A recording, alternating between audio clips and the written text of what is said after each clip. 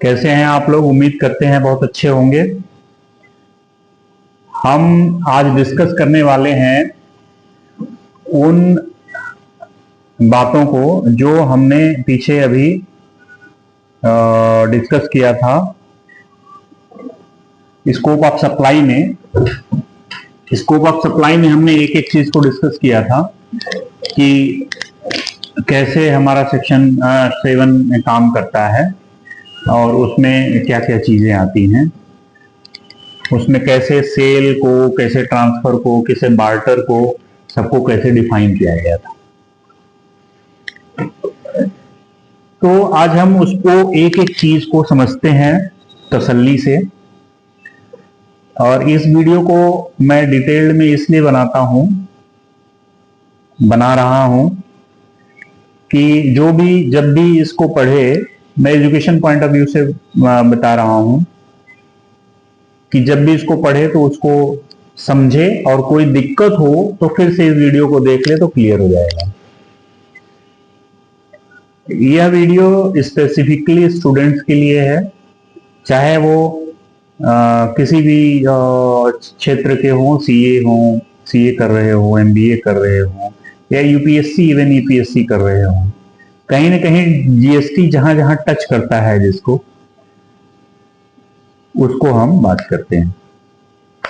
तो हम जब स्कोप ऑफ सप्लाई को पढ़ रहे थे, समझ रहे थे, तो स्कोप ऑफ सप्लाई में कुछ टर्म्स थे कि सप्लाई किस किस चीज को कहते हैं। तो उसमें कहा था कि sale, transfer, barter, in course are furtherance of business. ये सब चीजें आपको याद होंगी, अगर नहीं होगा तो आप पिछले वीडियो में देख लीजिएगा।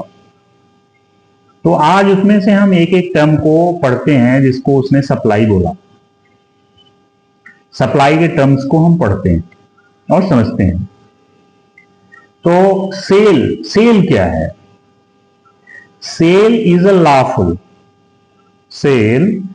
अ lawful permanent and absolute transfer of ownership of property in goods for money consideration under a valid contract, such that no rights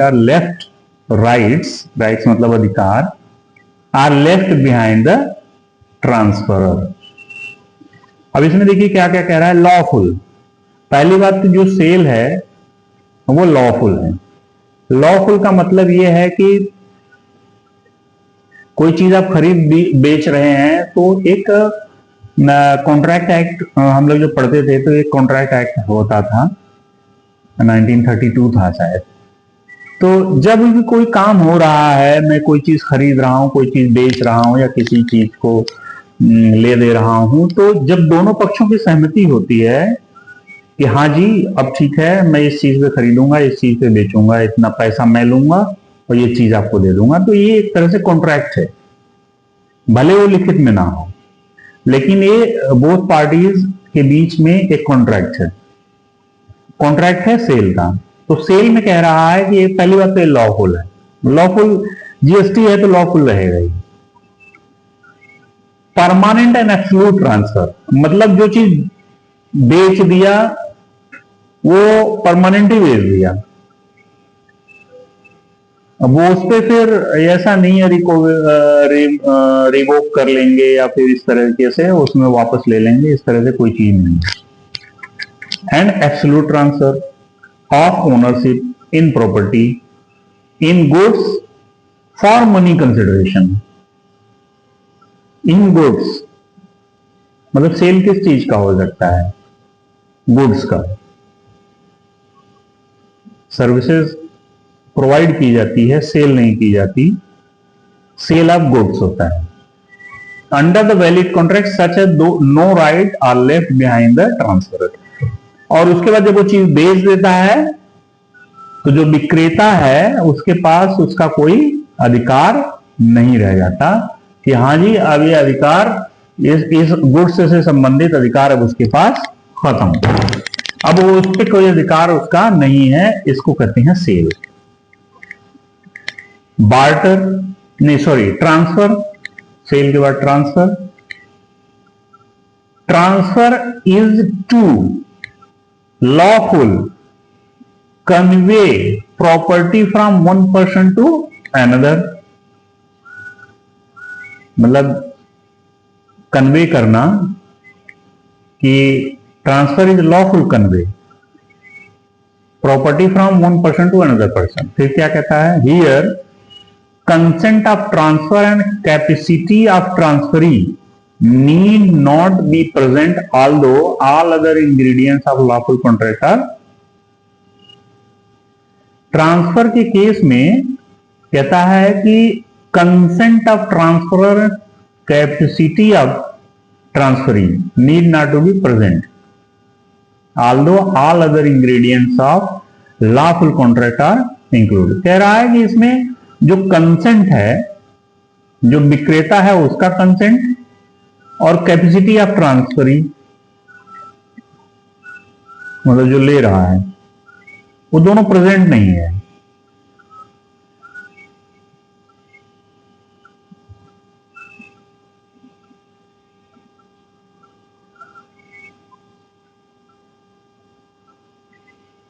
तो वो ट्रांसफर मान लिया जाएगा। Barter where the consideration is in a form of goods or services and not in money। वही बात है कि आप गेहूं दो चावल लो। So in general barter in itself is not a supply but from the consideration takes, but when barter is called one of the form of the supply it covers all form of supply whose consideration is non-monetary। Therefore barter will involve two supplies and not one। Each of these supplies would need to be examined for the respectively taxable। ठीक कह रहा। तो barter में क्या है, जैसे मैं चावल दे रहा हूं, आप गेहूं दे रहे हैं, तो गेहूं की कीमत कुछ और हो सकती है, चावल की कीमत कुछ और हो सकती है। गेहूं कुछ और रुपए किलो होगा और चावल कुछ और रुपए किलो होगा। तो जब इसकी टैक्सेबिलिटी की बात आएगी तो टैक्सेबिलिटी पॉइंट ऑफ व्यू से जब गेहूं और चावल की, मतलब अभी तो उस पर टैक्स कितना है देखना पड़ेगा, लेकिन वो फिर उसके हिसाब से टैक्सेबिलिटी और रेट देखा जाएगा कि उस पे जीएसटी का रेट क्या है, उस पे जीएसटी का रेट क्या है। तो बार्टर में ट्रांजेक्शन ऑफ कमोडिटीज, हेरा फेरी of commodities. Exchange is where consideration is still not in money. जैसे बार्टर में है वैसे ही एक्सचेंज में भी है। भाई वही तो बात है कि कपड़ा खराब हो गया, गए एक्सचेंज कर लाए, but in form of immovable property. Similar to barter exchange also involve two supplies. भाई एक सामान देंगे, एक सामान लेके आएंगे। Given that land and completed building is excluded from supply, exchange would be the supply whose consideration is immovable property and the object of supply itself may be the goods or services। अब बात ये कहते हैं कि देखो जी, exchange तो समझ में आ गया कि हम ये चीज देंगे वो चीज लेंगे। अब इसमें एक चीज ये कह रहा है कि जैसे मान लीजिए कि लैंड एंड बिल्डिंग, इसको एक्सचेंज नहीं माना जाता, मतलब सप्लाई नहीं माना जाता। बिल्डिंग को, अगर बिल्डिंग कंप्लीट है और पूरा बना के बिल्डिंग को बेचा जा रहा है तो उसको जीएसटी से बाहर रखा गया है। अगर बिल्डिंग बनते समय एडवांस लिया जा रहा है, एडवांस फ्रॉम कस्टमर, और उसको फिर बेचा जा रहा है तो उस पर जीएसटी है। लेकिन जब बन के बिल्डिंग तैयार हो गई तो जीएसटी नहीं है, और लैंड पे भी। तो कह रहा है कि मान लीजिए मैं कोई ऐसी चीज खरीद रहा हूं, मतलब ले रहा हूं जिसपे जीएसटी एप्लीकेबल है, लेकिन मैं ऐसी कोई चीज दे रहा हूं जिससे जीएसटी एप्लीकेबल नहीं है। तो जो मैं चीज दे रहा हूं उस पर अगर जीएसटी एप्लीकेबल नहीं है तो इसका मतलब ये नहीं है कि वो सप्लाई नहीं मानी जाएगी। जो हम ले रहे हैं उसका कंसिडरेशन अगर हम दे रहे हैं तो सप्लाई नहीं मानेंगे, ऐसा नहीं है। सप्लाई के समय वही चीज देखा जाएगा जो कि मैं बता रहा हूं। और चूंकि बिल्डिंग जो है वो मूवेबल प्रॉपर्टी नहीं है, अरे इमूवेबल प्रॉपर्टी है, तो एक्सचेंज के केस में कह रहा है exchange is where consideration is still not in money but in form of immovable property. तो बार्टर और एक्सचेंज में बेसिक डिफरेंस क्या आया कि बार्टर वो चीज का होता है जो मूवेबल हो और एक्सचेंज वो चीज है जो immovable. Lease where position is transfer along with the right to use of the immovable property। वही मैंने पहले ही बता रखा है, with the duty to care, protect and return subject to the normal wear and tear along with the consideration in the form of non-recurring premium only along with the recurring rent। भाई मकान हमने दे दिया, मकान lease पे या किराया normal भाषा में हमने दे दिया और बता दिया कि भाई देखो जो छोटे मोटे टूट फूट होंगे मेंटेनेंस होंगे वो करवाते रहना, और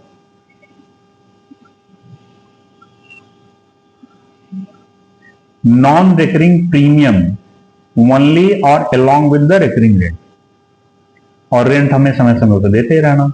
Essence of lease being delivery of the possession along with use of the right is the reason lease also used in context of the movable property under earlier law। Supplier of the lease does not have possession, hence does not enjoy the right to use but retain right of the possession after the terms of lease। Lease is discussion first to contract it with rental of licence.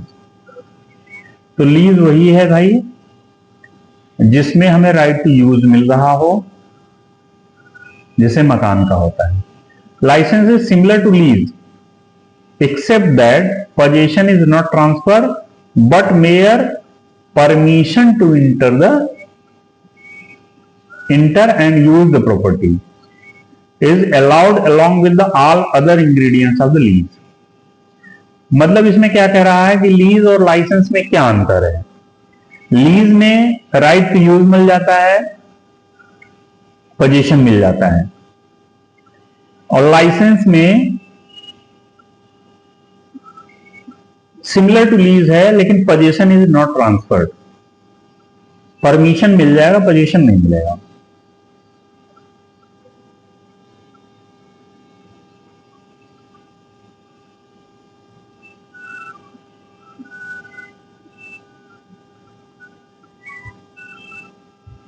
Rental देखो तीन चीज आ गया, rent में ही तीन चीज आ गया, lease right to use and position, licence right to use but not position. Rental में क्या कह रहा है, rental is lease in respect of movable property. हम नॉर्मल भाषा में सबको किराया समझते हैं, लेकिन यहां पे किराए के तीन रूप हो गए, लीज, लाइसेंस एंड रेंटल। तो रेंटल क्या है, मूवेबल प्रॉपर्टी, मशीन, प्लांट, गाड़ी। डिस्पोजल इज सेफ सेल और transfer but property that does not possess merchantable warranty। Articles that are not merchantable are not fit for the sale, but trade does not take place for the reason that the supplier disposed the article without ascribing any worth, but the recipient accept the article for some intrinsic worth। मतलब ये कि वो चीज use होगा नहीं होगा, काम करेगा नहीं करेगा, इस चीज की गारंटी ना हो, लेकिन उसकी कुछ इंट्रिंसिक वैल्यू हो, वैल्यू होगा तभी तो डिस्पोजल होगा। तो जैसे कि हम पिछली बार बात किए थे कि कोई एक बंद बिजनेस, बंद फैक्ट्री, उसको डिस्पोज करना है तो वो डिस्पोजल में आ जाता है।